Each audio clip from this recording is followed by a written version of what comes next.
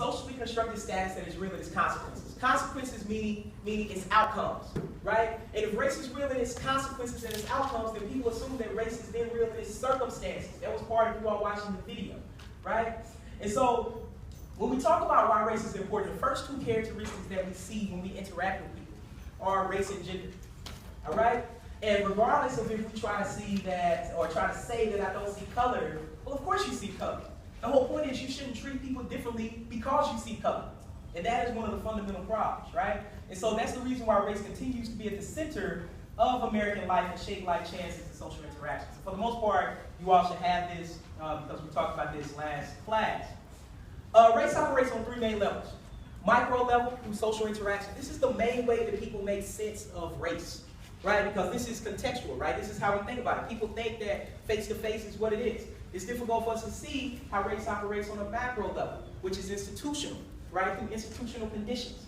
And then it's even more difficult for people to think about this meso level of analysis, how race operates through processes, all right? And so we'll break that down. Toward the end of the semester is when we'll get to thinking about this meso level of analysis. Now, ethnicity, on the other hand, is a subgroup that shares a common ancestry, history, and or culture. We'll talk about that some today so that you can hopefully distinguish between race and ethnicity. All right? So a subgroup that shares a common ancestry, history, and or culture.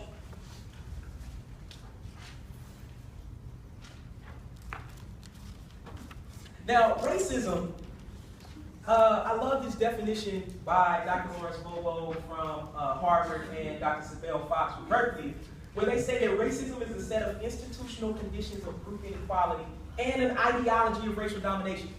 See, those institutional conditions is what's very difficult for people to get. It's the same reason why when I ask you, could you tell me about Freddie Gray? Could you tell me about Trayvon Martin? Could you tell me about the Colin Kaepernick issue? But then I ask you all, how many people knew that the Department of Justice handed down a sanction and a ruling that Bank of America and Chase Bank engaged in predatory lending against blacks and Latinos? Only like 5 of you raised your hand, right? That is institutional discrimination, right? That is where money comes from. Like, raise your hand if you have a Bank of America or Chase card of any kind. Raise your hands high. Yeah, so like half the class, right, is part of this and don't necessarily realize how you're part of this. Now, during the Science of Race video, we basically talked about this some, is that, whether or not do you agree that no biological and genetic differences exist between races. This will be part of your op-ed for Monday. Do you agree that a white person and a black person can be more genetically similar than 2 white people or 2 black people? Now, in many respects, you watch the video, that doesn't necessarily mean you agree with the video, right? So part of this is providing more nuance to what's going on and really challenging your thought processes regarding these sort of things. Now, I want to go a little bit deeper here. If we look at this, this map, obviously this is a map of the world. And this is like an actual map. If you've ever really looked at like a map of the world that the United States has, normally America is like really, really huge, like on the map, right? So it makes you all of a sudden think that other parts of the world, like Asia or Africa, are really, really small relative to the Americas. But when you actually look at it, that's not really the case, right? What race do you all think these group of people are? And how about we take okay, I'll give you one person. How about the guy in the hat? In the front, the guy in the front, in the phone. What race do you all think that person is?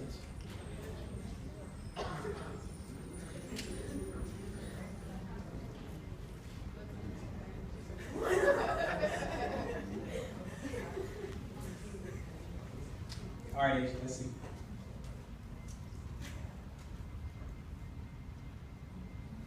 Okay, so split between white and Latino. Yeah, he's Latino. He's actually Puerto Rican. That was the Puerto Rican Declaration, right? So this is an example of how we see skin tone playing out, right? Particularly in New York City, the way that stop and frisk operates, and we'll talk about that later on this semester, that the way that people might think he's white versus Latino can completely change how he's treated in that setting, right? So this is why this becomes really interesting. All right, let's go to the next one. I think he is.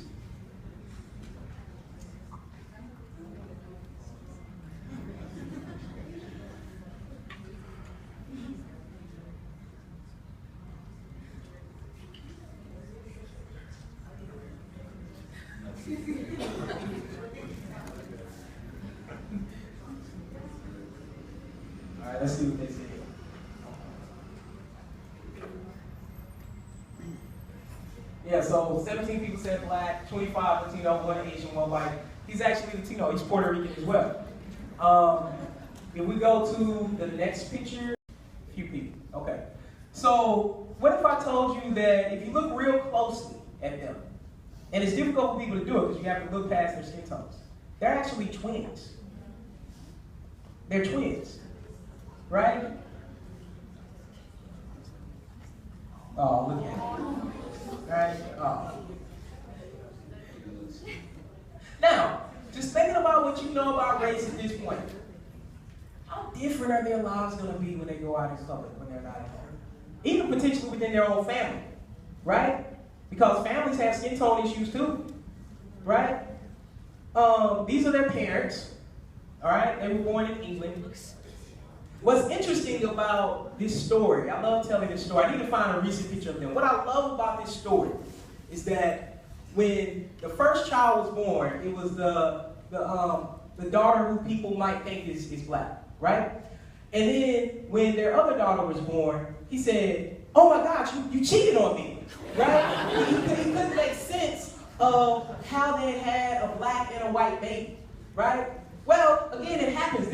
There are several examples of this throughout the world, throughout the United States. We just rarely don't necessarily hear about them, right? And it proves part of the point about how we think about race in America, right? So now let me lecture for a second. So y'all might want to get out your notes or get something to take notes.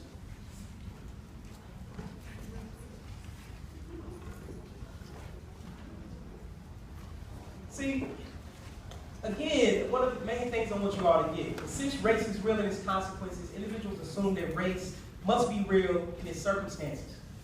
So while numerous studies show that there are no biological or genetic differences that exist among races that have significant psychological, mental, or physical implications, that becomes very, very important, right? And we'll talk about next week how one of the main corollaries that we hear is that the lighter you are, the more intelligent you are. The darker you are, the more physically oriented you are, right? The more athletically gifted you are, right? Both of these are fallacies. I know when you watch the Olympics, sometimes you think that might be the case, right? But that's not the case at all, right? In fact, because again, the media is just showing us what they want to show.